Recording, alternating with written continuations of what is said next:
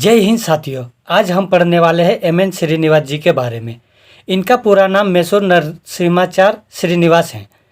आधुनिक भारतीय समाजशास्त्र और सामाजिक नरविज्ञान के सबसे प्रमुख स्तंभ माने जाते हैं। उन्होंने भारतीय समाज को समझने के लिए पुस्तकीय ज्ञान यानी बुक व्यू के बजाय क्षेत्रीय कार्य यानी फील्ड व्यू पर जोर दिया। सबसे पहले हम देखेंगे इनका परिचय। इनका समय काल था 1916 से 1999। शिक्षा, उन्होंने जी.एच. घुरिये यानी बम्बई और ए.आर. रेडक्लिफ ब्राउन ऑक्सफोर्ड के मार्गदर्शन में शिक्षा प्राप्त की। इनका दृष्टिकोण, वे संरचनात्मक प्रकार्यवाद से प्रभावित थे। उन्होंने मैसूर के रामपुरा गांव का अध्ययन किया। योगदान, उन्होंने साबित किया कि भारतीय समाज स्थिर नहीं है बल्कि इसमें निरंतर परिवर्तन हो रहे हैं। इनकी प्रमुख पुस्तकें, number 1 religion and society among the कुक्स of south India, जो कि 1952 में आई। इसी पुस्तक में उन्होंने संस्कृतिकरण की अवधारणा दी। इनकी दूसरी पुस्तक है इंडिया चेंजिंग विलेज, जो कि 1955 में आई, भारतीय ग्रामीण समाज का विश्लेषण किया।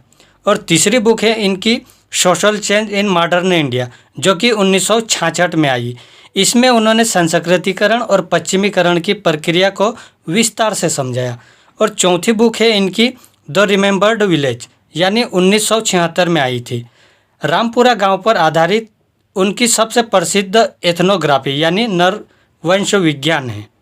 और पांचवी पुस्तक है इनकी caste in modern India and others essay, जो कि आधुनिक भारत में जाति की बदलती भूमिकाओं पर आधारित हैं। इनकी प्रमुख अवधारणाएं इस प्रकार हैं। सबसे पहले हम देखेंगे संस्कृतिकरण की अवधारणा।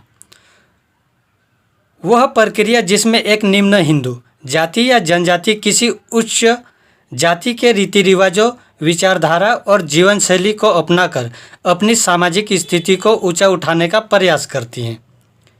इसमें केवल पद क्रम में परिवर्तन होता है, संरचनात्मक परिवर्तन नहीं। इनकी दूसरी अवधारणा है पश्चिमीकरण। लगभग 150 वर्ष के ब्रिटिश शासन के परिणाम स्वरूप भारतीय समाज और संस्कृति में आए बदलावों को श्रीनिवास ने पश्चिमीकरण कहा।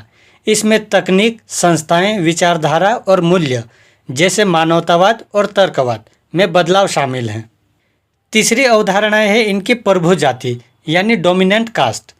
श्रीनिवास ने पाया कि किसी गांव में एक जाति ऐसी होती है जिसका दबदबा होता है। किसी जाति को प्रभु जाति बनने के लिए निम्नलिखित लक्षणों की आवश्यकता होती है। सबसे पहले आर्थिक शक्ति, जो कि जमीन का मालिकाना हक है। और दूसरी लक्षण है इनकी राजनीतिक शक्ति यानी संख्या बल। और तीसरा लक्षण है सामाजिक सोपान में उच्च स्थान। और चौथी अवधारणा है धर्मनिरपेक्षीकरण। वह प्रक्रिया जिसमें धार्मिक विश्वासों और संस्थाओं का महत्व कम होने लगता है और जीवन के विभिन्न क्षेत्रों में तर्क व विज्ञान का महत्व बढ़ जाता है। अन्य महत्वपूर्ण बातें, सबसे पहले देखेंगे हम क्षेत्र कार्य यानी फील्ड वर्क। उन्होंने भारतीय समाजशास्त्रियों को पुस्तकालय से बाहर निकालकर गांवों में जाकर अध्ययन करने के लिए प्रेरित किया। और दूसरी महत्वपूर्ण बातें है इनकी रामपुरा गांव का अध्ययन।